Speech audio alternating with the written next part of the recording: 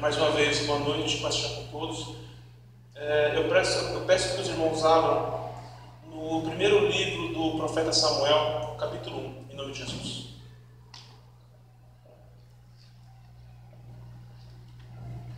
Nós não entendemos quando Deus nos dá certos temas e perguntamos muitas vezes aonde Deus quer chegar. E eu fiquei me perguntando a respeito disso semana passada também. Só que de certa forma ele continua hoje também. E quando eu fui fazendo o esboço da mensagem, eu deixei o tema em branco. Só que lá fora ele me deu transformando mentes, dando respostas para receber respostas. 1 Samuel, capítulo 1, vamos ler dos versículos 1 a 18. É uma história que todos nós conhecemos, já ouvimos tantas vezes essa história, mas a palavra de Deus assim renova de tal maneira que um texto ele nunca se esgota. E Deus vai nos desacortinando, vai nos ampliando e principalmente mostrando para nós aonde Ele quer nos conduzir.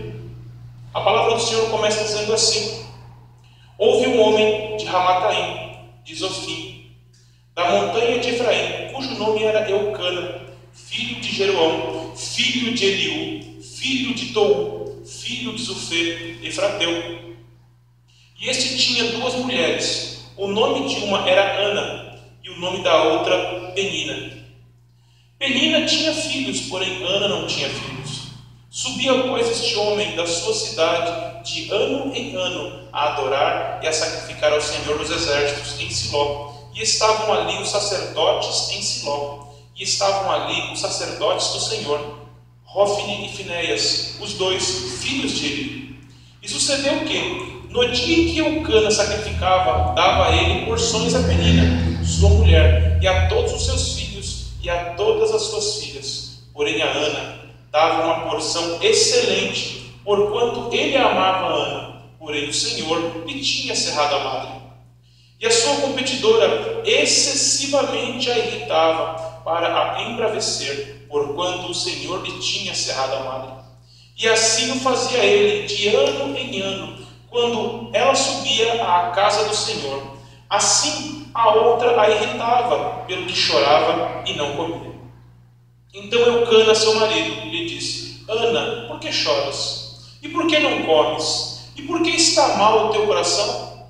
Não te sou eu o melhor do que 10 filhos? Então Ana se levantou, depois que comeram e beberam em Siló. E Eli, o sacerdote, estava assentado numa cadeira, junto a um pilar do templo do Senhor. Ela, pois, com amargura de alma, orou ao Senhor e chorou abundantemente. E votou um voto dizendo: Senhor dos Exércitos, se benignamente atentares para a aflição da tua serva e de mim te lembrares, e da tua serva te não esqueceres, mas à tua serva deres um filho varão, ao Senhor o darei por todos os dias da sua vida, e sobre a sua cabeça não passará fio de navalha. E sucedeu que, perseverando ela em orar perante o Senhor, Eli fez atenção à sua boca, porquanto Ana no seu coração falava, e só se moviam os seus lábios, porém não se ouvia sua voz, pelo que Eli a teve por embriagada. E disse-lhe Eli: até quando estarás tu embriagada? Aparta-te de ti o vinho. Porém Ana respondeu e disse: não, Senhor meu, eu sou uma mulher atribulada de espírito, nem vinho nem bebida forte tenho bebido, porém tenho derramado a minha alma perante o Senhor. Não tenhas, pois, a tua serva por filho de Belial, porque da multidão dos meus cuidados e do meu desgosto tenho falado até agora. Então respondeu Eli e disse: vai em paz, e o Deus de Israel te conceda a tua petição que lhe pediste. E disse ela: ache a tua serva graça aos teus olhos. Assim a mulher se foi seu caminho e comeu, e o seu semblante já não era mais triste. Alguns pontos que nós devemos atentar em relação a esse texto. Vemos aqui uma história que, se nós lermos rapidamente, pensamos que é uma história que acontece num curto período, mas não é. É uma história que vem de longos anos. Quando nós observamos este texto, ele parece que não traz nenhum marco temporal para que nós possamos estabelecer um período de tempo e dizer qual é esse tempo. Mas no texto nós vemos aqui quando faz menção aos 10 filhos. Os 10 filhos de Penina. Mas algo também me chamou a atenção. Quando ele fez menção às duas mulheres, ele fez menção à primeira mulher, Ana, e depois Penina. Temos que pensar no contexto deste texto. É um contexto judaizante, é um contexto de uma sociedade que via da seguinte forma: se uma mulher não pudesse gerar, ela não era vista com bons olhos. E a lei dava permissão, os costumes locais davam permissão para que você adquirisse uma segunda mulher. E o texto define claramente isso. Por que eu estou colocando dessa forma? Para que vocês possam entender, e até que depois pesquisar, falarei um pouco mais adiante. A Escritura ela é regida por alguns códigos. Além dela mesmo ser um livro de leis, ela também tem apresentações de certos códigos. O código de Italião, quando fala olho por olho, dente por dente. O código de Hammurabi, que fala justamente como quando você tem a oportunidade e o poder adquirir uma segunda esposa. Eram costumes locais, além da lei mosaica, a lei de Moisés. E aqui era uma aplicação prática do código de Hammurabi. Por que estou fazendo essa explanação inicial? Não só para que vocês entendam o contexto, mas para que possamos trazer mais claramente o quão longa foi a espera e o tempo que essa mulher passou em luta, nesse pequeno texto. 10 filhos que a sua competidora tinha. Só que ela, sendo a primeira mulher, nós podemos entender que Ana muito provavelmente tentou por longos anos ter filhos. E num dado momento foi trazido Penina para que fosse dado descendência a Eucana. Só que você tentando, você não tenta um dia, você não tenta 2, você tenta por um longo período. Aonde acabaram desistindo e seguindo adiante. Algo em torno de 10 anos, por causa dos 10 filhos, mais uma espera, sabe-se lá quanto tempo. E essa foi a vida dessa mulher. Anos sofrendo, anos com o coração apertado e doendo. Só que também algo muito interessante me chamou a atenção.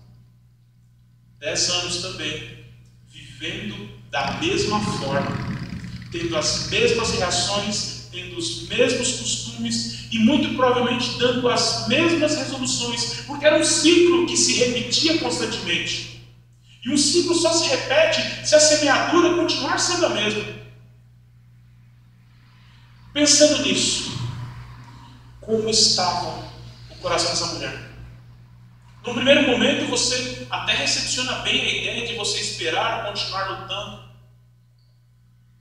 No momento posterior, você ter que aceitar algo que os costumes permitiam e o próprio código de Hammurabi mencionava quanto à possibilidade de você recepcionar uma segunda esposa. Como ficou o coração dessa mulher? Algo para pensarmos. A frustração, a indignação, a insatisfação. E isso sendo semeado por anos. Chega-se a um ponto onde você desiste, você simplesmente se acomoda. Essa mulher muito provavelmente chegou a esse ponto de acomodação. E quantas vezes nós, em processos parecidos, nós acabamos também nos acomodando diante de circunstâncias que acabam vindo, mas o mais importante, nós acabamos repetindo, sem perceber até, os mesmos processos, os mesmos modus operandi, o mesmo modo de agir. E no nosso coração, continuamos com a esperança de que algo mude. Mas, como vimos aqui, nada mudou. Porque também nada a partir dela mudou. E é para isso que o Senhor, nessa noite, quer chamar nossa atenção. Um outro ponto que corrobora com esse, que chamou muito a minha atenção, quando eu escutei a respeito disso, eu parei para meditar e falei, opa, espera aí, o profeta Eli, ele é mencionado inicialmente sentado em uma cadeira. Só que se nós formos ao capítulo 4, abram lá, em nome de Jesus, 1 Samuel capítulo 4. Louvado seja o santo nome do Senhor. Versículo 13. Eu vou especificamente nele. E chegando ele, eis que ele estava assentado sobre uma cadeira, vigiando ao pé do caminho, porquanto o seu coração estava tremendo pela arca de Deus. Entrando, pois, aquele homem a anunciar isso na cidade, toda a cidade gritou.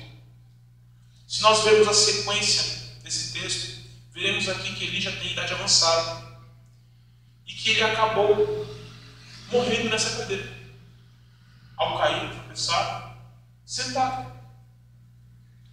E o que isso ministra ao meu e ao teu coração? Algo que muito provavelmente também aconteceu com essa mulher, mas sob uma outra perspectiva. A perspectiva de alguém que viu tudo acontecer, tanto de bom como de ruim. Porque ele também ficou indiferente a tudo aquilo que os filhos dele fizeram no ministério. As diversas besteiras, as diversas coisas que não agradavam a Deus. E ele pura e simplesmente ficou como um espectador observando. E veio juízo sobre ele. Os filhos mortos. Ele morto, após o Senhor retirar a unção dele. A hora que ele observou aquilo, é como se ele entrasse em desespero. Como isso aconteceu? E acabou morrendo. Pelo simples fato de ficar insensível a tudo aquilo que estava acontecendo à volta dele. Muito provavelmente porque ele também se acostumou com tudo aquilo. E quantas vezes, quando nós nos acostumamos, muito provavelmente foi como Eli também ficou. Infelizmente. E o que isso fala para nós? Que nós podemos estar sentados no nosso chamado, acomodados em relação àquilo que o Senhor tem para as nossas vidas, vendo o tempo passar, mas nada acontecendo. E principalmente, nada acontecendo porque também não fazemos nada de diferente. Essa insensibilidade na vida de Eli, ela ficou nítida e patente quando ele encontrou Ana. E ao olhar para ela, a tomou por embriagado. Naquele momento, ele não havia entendido o que realmente estava acontecendo. Só que esse não entendimento era fruto do esfriamento espiritual que estava acontecendo na vida de Eli, por ele permitir que os filhos praticassem iniquidade e ele nada fazer. A acomodação, o esperar. E o que isso fala para nós?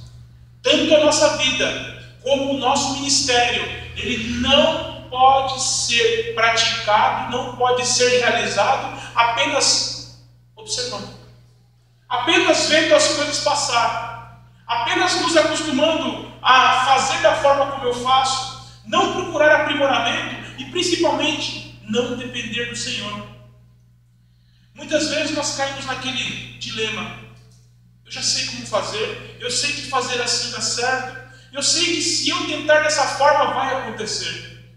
Mas a pergunta que nós temos que nos fazer é: será que é essa é a forma que Deus quer para aquele momento, para aquela circunstância. Isso fala da dependência, da busca.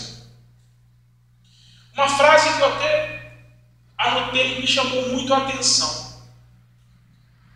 O apóstolo Wagner ele citou essa frase que me levou a meditar muito nela. É dito assim: a salvação, ela te traz de volta a imagem de Deus à nossa vida. E a unção restaura a semelhança. Quando a unção se vai, fica apenas a imagem e a aparência. E foi exatamente o que aconteceu com Eli. Infelizmente. Esse caminhar de acomodação, de pura e simplesmente levando a vida, como diz Zeca Pagodinho, deixa a vida me levar, a vida leva eu. Tá bom, estou comendo, estou vivendo, estou seguindo, amanhã é outro dia. Era assim que Ana vivia. Ela pode ser brecada se nós inicialmente pararmos para nos questionar. Qual o questionamento, pastor? Pergunta que eu e você devemos nos fazer. O que te trouxe do ventre da tua mãe até aqui? Até este momento? O que te sustentou? Vocês já pararam para pensar a respeito disso? O que tem feito eu caminhar dia após dia? O que tem nos conduzido? Graça e misericórdia. Poderíamos nos questionar, mas pastor, não são a mesma coisa? Graça e misericórdia são parecidos, mas não são a mesma coisa. O que é graça? Definição teológica de graça: favor imerecido. Vamos destrinchar favor imerecido? É pura e simplesmente, por obra do Senhor, nós recebermos algo muito além daquilo que nós merecemos, como se fosse um extra, um plus em relação àquilo que nós temos direito. Isso é graça. E misericórdia, exatamente o contrário. É como se Deus nos desse livramento para que nós ou tivéssemos minimizado o efeito, ou até mesmo não recebêssemos aquilo que nós temos direito. Como assim, pastor? Simples. Muitas vezes, eu e você seguimos por caminhos, seguimos por escolhas que fazem com que nós acabemos tropeçando, ou ainda, escolhas erradas. E toda escolha, ela leva a uma consequência. Abro um parênteses antes de continuar. Mas até mesmo em relação ao fracasso e o erro, nós acabamos aprendendo com eles também. Mas não é a forma como Deus quer ministrar ao meu e ao teu coração. Lembremos disso. Deus usa dessa estratégia para nos ministrar e nos ensinar o fracasso e o erro. Mas Deus não quer que nós vivemos tropeçando, levantando, tropeçando, levantando. Muito pelo contrário. E pensando dessa forma,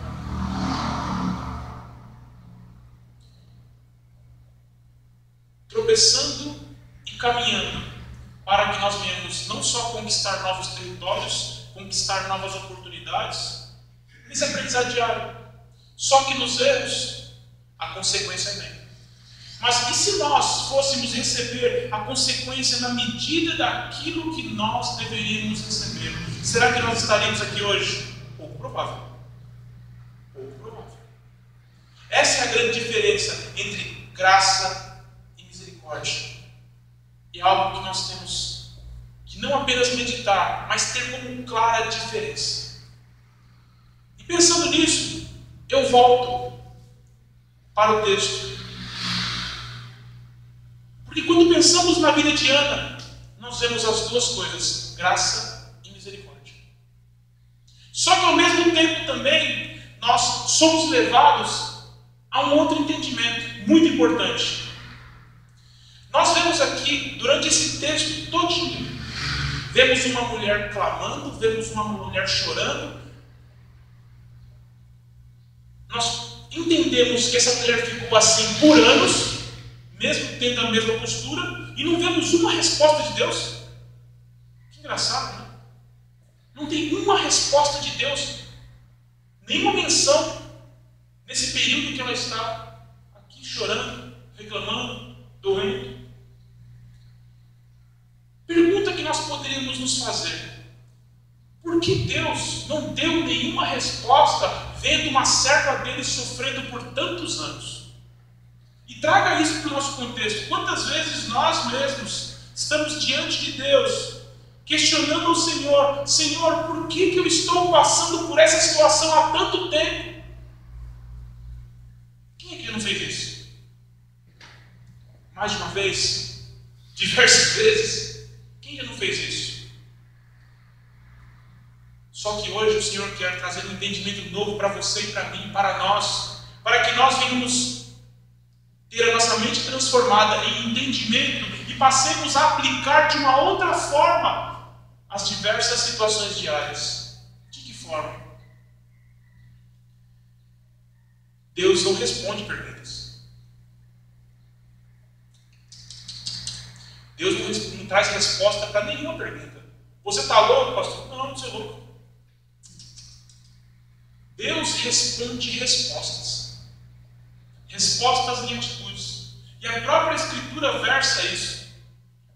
Porque ela está ministrando o princípio de semeadura e colheita. Tudo aquilo que você plantar, certamente colherás. Ação e reação, causa e efeito, na prática é o mesmo princípio. Essa mulher, enquanto ela teve a mesma atitude durante diversos anos, ela não teve uma resposta de Deus. E é isso que Deus quer ministrar no nosso coração essa noite, em relação à vida dessa mulher.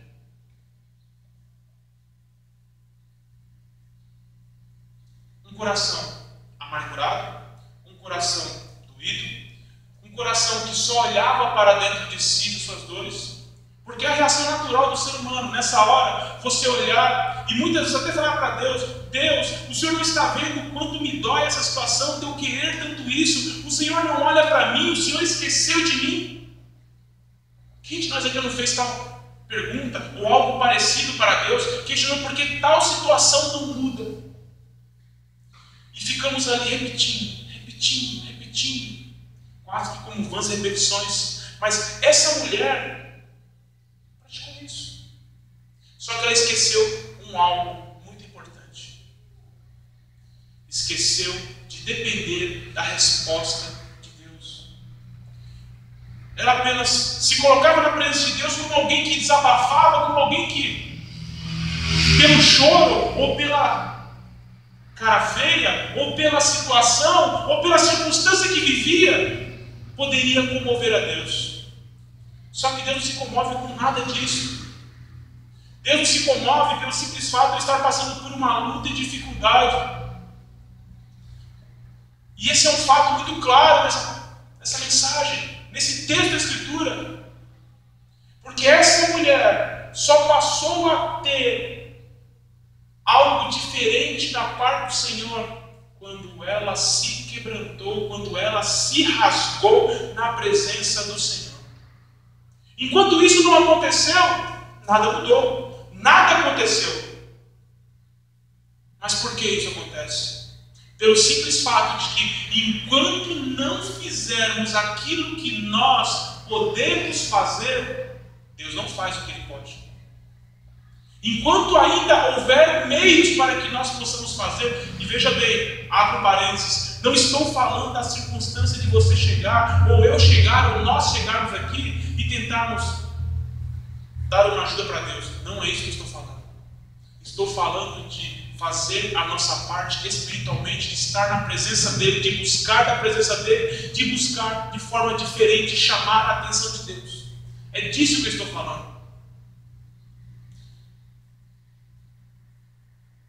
Só que ela começou a entender isso. Ela começou a entender essa circunstância. Só que, vejamos como que era a história dessa mulher. Volte no versículo 8 desse texto. 1 Samuel capítulo 1, perdão. 1 Samuel capítulo 1, versículo 8. Louvado seja o santo nome do Senhor. Essa mulher levou um chacoalhão sem perceber. E muitas vezes eu e você precisamos desse mesmo chacoalhão.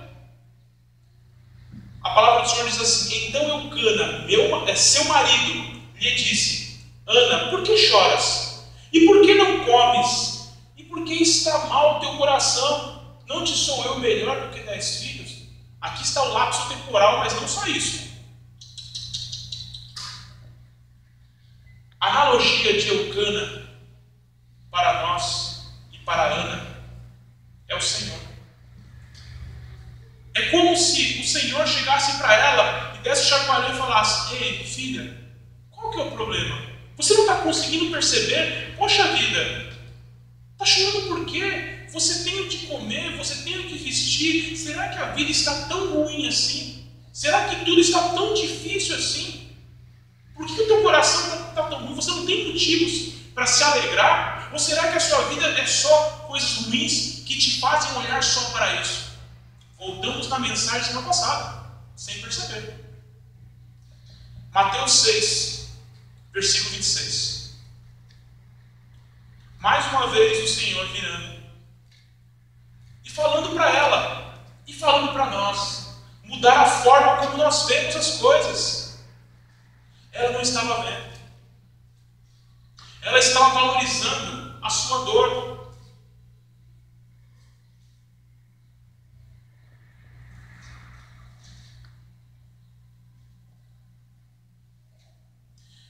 Aleluia.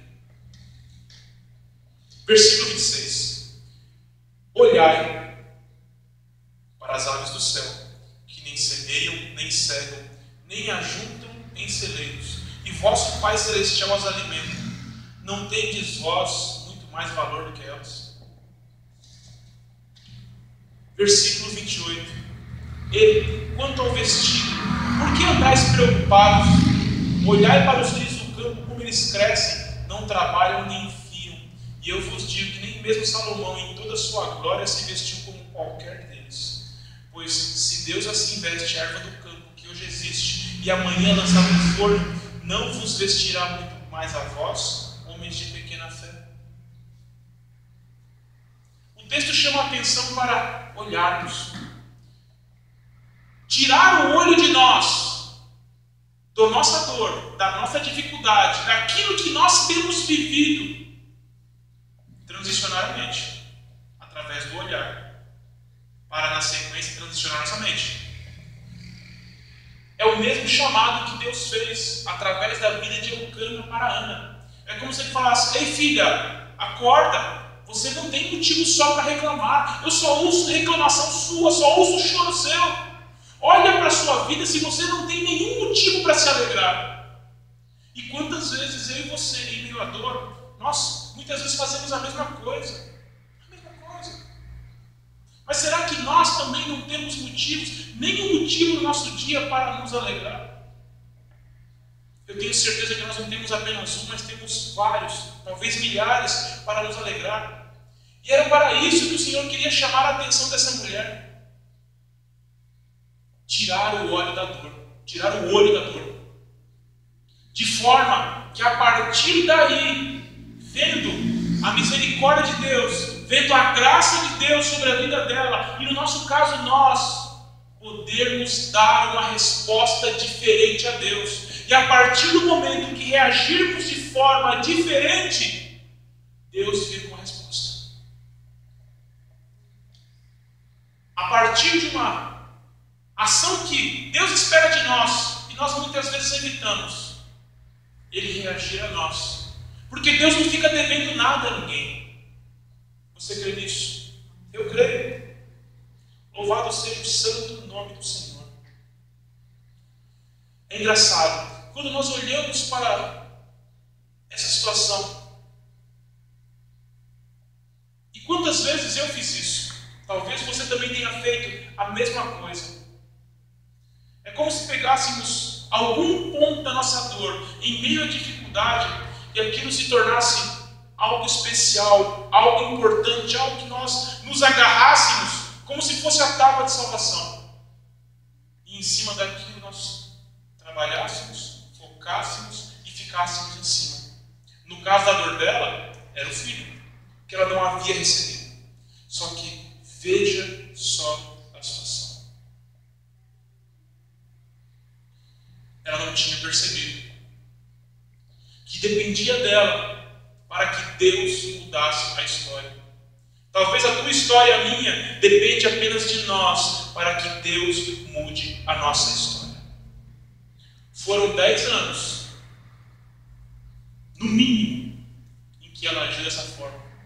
Só que a partir do momento em que ela tirou os olhos dela, da dor dela, da necessidade dela, daquilo que ela tratava quase como estimação, a história mudou. E é o que Deus quer fazer nas nossas vidas também. Em nome de Jesus, eu creio nisso. Para que Ele possa não apenas mudar a nossa história, mas principalmente fazer com que a promessa nasça diante de nós. No caso dela, a promessa chamava-se Samuel. Louvado seja o santo nome do Senhor. Nós somos a mudança que nós queremos. Nós somos a mudança que nós precisamos. Pastor, o senhor falando isso parece humanismo. Não, não é. Tudo que você plantar, certamente colherás. A partir do entendimento de que, se você plantar diferente daquilo que você tem feito, você vai ter uma resposta diferente, já é algo maravilhoso. Mas sabendo também que a partir de uma resposta sua diante de Deus, diferente, causará uma resposta de Deus, é algo para que nós possamos não apenas nos alegrar, mas nos maravilhar e principalmente começar a agradecer e glorificar ao Senhor pelo simples fato de que Ele responde a toda a reação nossa, para a glória de Deus. Uma coisa que me chamou a atenção, uma outra coisa, e que fala de nós nos momentos de aflição. No início eu falei a respeito do Código Triangular, um código de leis, que ainda é vigente em algumas nações até hoje. Ele dava permissão para que, caso o casal não conseguisse ter filhos, eles escolhessem uma serva, para que daquela serva viesse descendência. Só que após o nascimento, eles deveriam matar aquela que foi a genitora da criança. Por quê? Por causa da sucessão. Tá? A hereditariedade. Só isso. Só que essa nação, ela vivia debaixo dos costumes de Hammurabi, mas debaixo da lei mosaica. Não matarás. Ou como quando levamos para o original e nós entendemos, não assassinarás. Ou seja, não se poderia assassinar. Como aconteceu com Penina. Ou ainda, como aconteceu com Agar e Ismael, no caso de Abraão e Sara. O que isso fala para mim e para você? Sabe aquela história de muitas vezes nós tentarmos dar um jeitinho para ajudar a Deus? Vamos adiantar para que Deus cumpra a promessa na minha vida e na tua vida? Era isso que estava acontecendo. Era isso o que aconteceu naquele meio. Como a Escritura versa para nós, a primeira mulher foi Ana. Penina foi trazida para dentro da relação, para tentar fazer um meio de alcançar aquilo que Deus já havia prometido. Só que todas as vezes em que alguém pratica isto, resolve-se inicialmente, mas na sequência tem-se um grande problema. No caso dela, foi afligida por Penina. No caso de Agar e Ismael, nasceram as nações iníquas.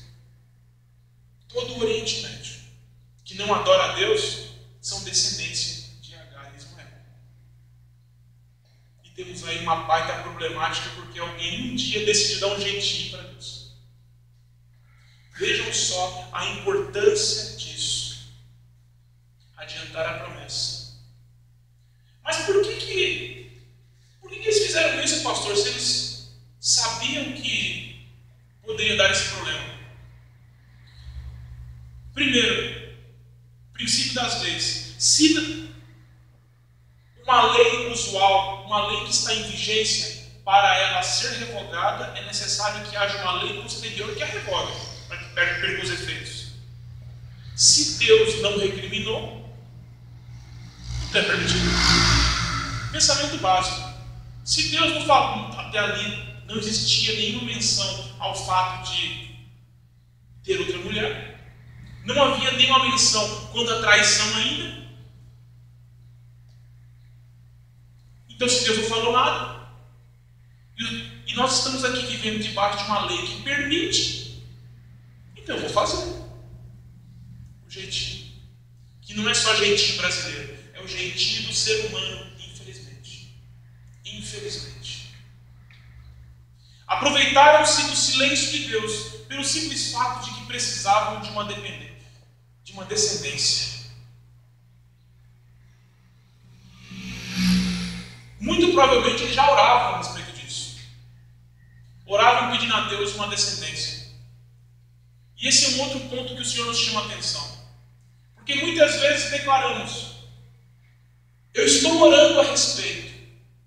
Estamos orando a respeito. Perfeito, glória a Deus. Mas na sequência temos que nos perguntar, ou até perguntar para tal pessoa, para tais pessoas: você está orando por glórias, mas você já teve resposta de Deus? Se sim, se não, ou se espera.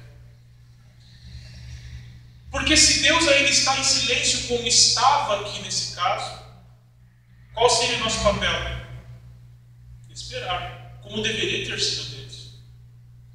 E eles não se atentaram a isso.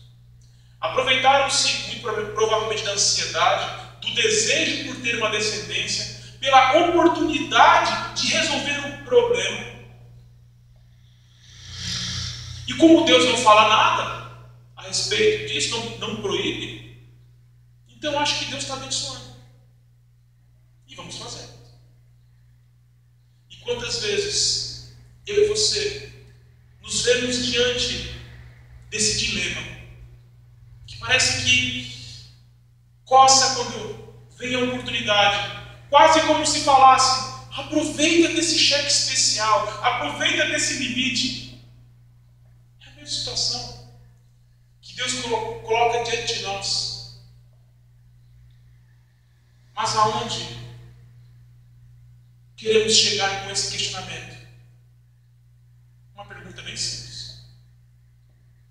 Do que temos dependido mais? E do que temos vivido mais diariamente? De graça ou de misericórdia? Temos vivido apenas dos livramentos de Deus para aquilo que nós merecíamos? Ou temos sido abundados pela graça de Deus? Isso fala das escolhas que nós temos diante de nós. Ana entendeu isso. Quando ela levou o chacoalhão, na sequência do texto nós vemos aqui a postura dela mudar diante de Deus. Nós vemos aqui ela começar a buscar a Deus como muito provavelmente nunca ela tinha feito até então. O texto fala que ela orava em silêncio e a boca dela só se mexia, chegando naquele ponto que ela não tinha mais palavras, mas o coração dela continuava falando diante de Deus. É isso que Ele tem buscado de nós, é para isso que Ele tem nos chamado, para esse momento, para essas oportunidades, para que Ele possa não apenas nos renovar, nos capacitar, mas principalmente nos direcionar diante daquilo que Ele quer para as nossas vidas. E Deus quer abençoar muito, porque na resposta Ele é glorificado. Louvado seja Deus por isso. Só que temos que nos atentar. Como aconteceu com Eli, que no fim da sua vida ele já tinha perdido a sensibilidade em relação às coisas do Espírito. Deus, quando nos chama para perto, o que Ele deseja é que nós estejamos sensíveis a todo o seu mover à nossa volta, a tudo aquilo que Ele está fazendo, para que nós venhamos aproveitar toda e qualquer oportunidade disponibilizada por Deus. Deus espera de nós respostas diferentes diante dele. Não a resposta de um coitadinho, de como quem quem? Deus, você não está vendo? Mas pura e simplesmente, em meio à dor, como essa mulher estava, chorar, clamar, buscar. Talvez no coração dela ainda falasse: faz tanto tempo que você está pedindo, você acha que isso vai acontecer? Mas ao mesmo tempo não dando voz a nenhuma dessas circunstâncias e acreditando que Deus vai ouvir o meu clamor. É isso que Deus espera de mim e de você. E ao ter essa postura, ali estava nascendo a promessa. A promessa dela não nasceu quando Eli liberou a palavra. Não. A promessa nasceu a partir do momento em que ela deu uma resposta diferente para Deus. Louvado seja o santo nome do Senhor. E eu creio que nós, nessa noite, temos diante de nós uma oportunidade. Uma oportunidade de meditarmos a respeito das coisas que nós temos tanto buscado, desejado, clamado. Será que nós temos dado uma resposta a Deus? Ou apenas temos vivido como há 1 ano, há 2, há 5, há 10, talvez mais? Será que temos caminhado da mesma forma, por isso tudo tem acontecido do mesmo jeito? Se isso tem acontecido na sua vida e na minha vida, hoje é a noite de você falar com o Senhor e mudar isso. Dar uma resposta diferente. Uma resposta em amor, uma resposta em paixão e uma resposta principalmente em fé diante de Deus, crendo que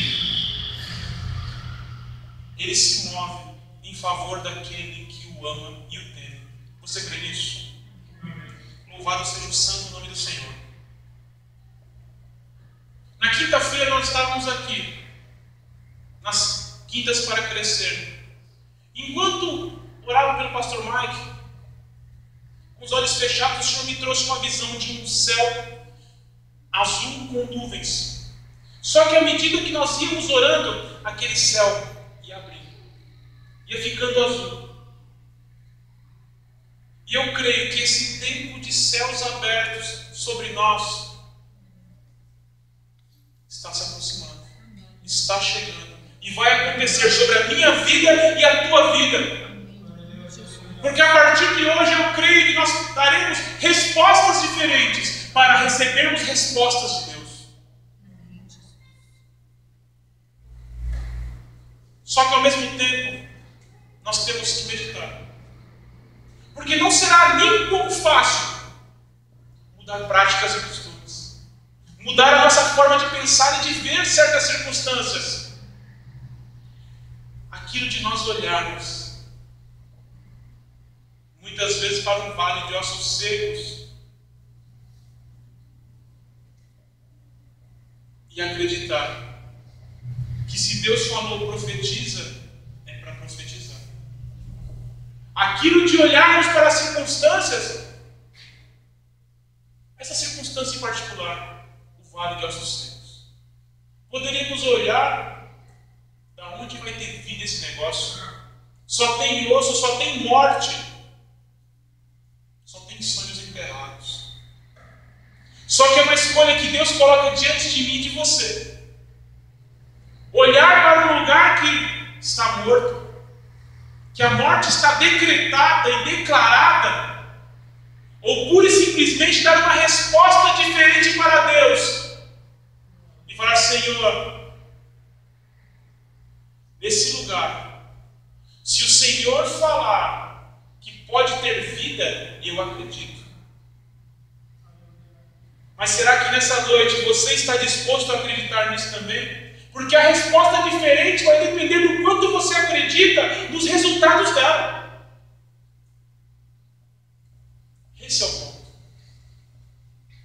Ou será que vamos continuar vivendo como quem está bom?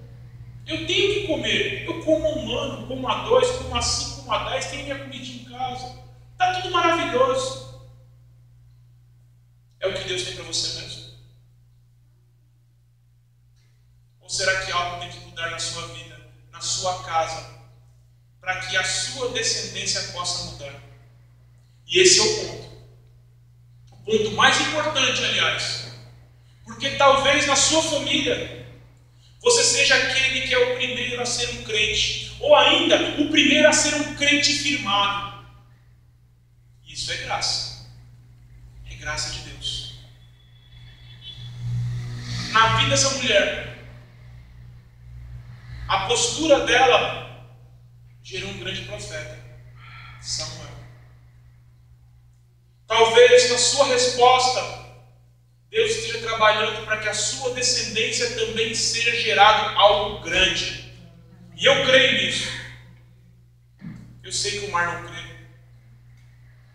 Eu sei que o Leandro crê. Eu sei que o Pedro crê. Nós cremos, anjo. Que a partir da nossa geração, da nossa resposta, Deus tem uma descendência poderosa para nós. Uma descendência que fará diferença nessa terra. Amém. Eu estava conversando com um rapaz ontem, enquanto eu levava para Osasco, e ele versou a respeito de... Ele tem medo de ter filhos. Um casal novo, com 30 anos. Nesse mundo maluco, como ter filhos? E então eu comentei com ele. Você quer um motivo para você ter filhos? É muito simples. Como? É simples. A forma como você educar o seu filho, como você ensinando o caminho que ele deve andar, pode levar a essa criança ser a pessoa que vai fazer a diferença nessa geração. Amém. E eu creio nisso para nós. Amém. Que não só nós, mas nossos filhos, netos, bisnetos, eles marcarão as próximas gerações. Comece a meditar e pense. O nome do seu pai, você vai lembrar. O nome do seu avô, provavelmente você vai lembrar. Talvez o seu bisavô, mas depois você lembra? Não. Porque muito provavelmente o seu bisavô vivia como seu avô. Seu pai como seu avô, assim por diante. Viviam da mesma forma. Só que essa é a noite que Deus está gerando a oportunidade de você ser lembrado pelo seu filho, pelo seu neto, pelo seu bisneto e assim por diante, porque você será o ponto que fará a diferença nas gerações ao dar uma resposta diferente. Esse é o ponto. Se você queria uma motivação para transicionar a sua mente, se você queria uma motivação para você dar uma resposta diferente, essa é suficiente para você? Eu tenho certeza que alegra o seu coração como alegra o meu. E principalmente pelo fato de, ensinando o caminho que as crianças andarão, nós cremos que serão grandes homens e mulheres a serviço do Senhor, para a glória de Deus, em nome de Jesus. Se coloca de pé em nome de Jesus. Louvado seja o santo nome do Senhor. Eu não sei como é que você chegou aqui essa noite. Talvez acostumado e acomodado a certas posturas, certas rotinas diárias. Mas comece a meditar nesse momento em relação a tudo aquilo que você tem vivido. Será que não chegou a noite? Será que não chegou o momento de você mudar a tua semeadura, mudar a forma de você caminhar, dar uma resposta diferente para Deus, para que Ele possa responder a você com aquilo de diferente que você tem buscado, com aquele novo que você tem buscado, com aquela esperança que você tem buscado? Se essa é a noite para você, então aproveite esse momento e comece a conversar com o Senhor, comece a falar com Ele do seu desejo de viver algo diferente, do seu desejo de viver essas coisas grandes, as promessas que Deus tem falado. Só que quando você apresentar isso ao Senhor, lembre-se também que a partir dali você também terá que responder com atitudes diferentes, com pensamentos diferentes, com uma forma diferente de ver as circunstâncias. Ver como é bom aquele prato de arroz e feijão com farinha quando eu tenho, sem a mistura. Ou ainda, olhar para aquela água que não está gelada, mas mesmo assim sacia a minha sede. Ou para aquela roupinha velha que eu tenho há 2, 3 anos, mas está ali. Poxa, pastor, mas eu quero coisas melhores. Mas para que isso aconteça, o primeiro ponto é mudar o nosso coração, de um coração que apenas murmura, reclama e que fica chorando, para um coração que é grato com tudo aquilo que Deus tem feito até hoje. Aleluia! Louvado seja o santo nome do Senhor, porque a partir do momento em que nós olharmos com gratidão para tudo aquilo que Deus fez, o nosso foco começa a mudar, a nossa visão começa a mudar, os nossos pensamentos começam a mudar, nossa perspectiva e esperança começa a mudar. Ei, essa mudança começa a partir de você hoje. Aleluia! Louvado seja o santo nome do Senhor. Aleluia! Aleluia! Aleluia! Comece a conversar com o Senhor. Abra sua boca. Se tem algo que tem que ser mudado, que tem que ser transicionado, se rasgue na presença de Deus e peça para que Ele te ajude e te capacite a mudar isso nessa noite, para que hoje seja um marco na tua vida, na minha vida, nas nossas vidas, para a glória de Deus, em nome de Jesus. Louvado seja o santo nome do Senhor.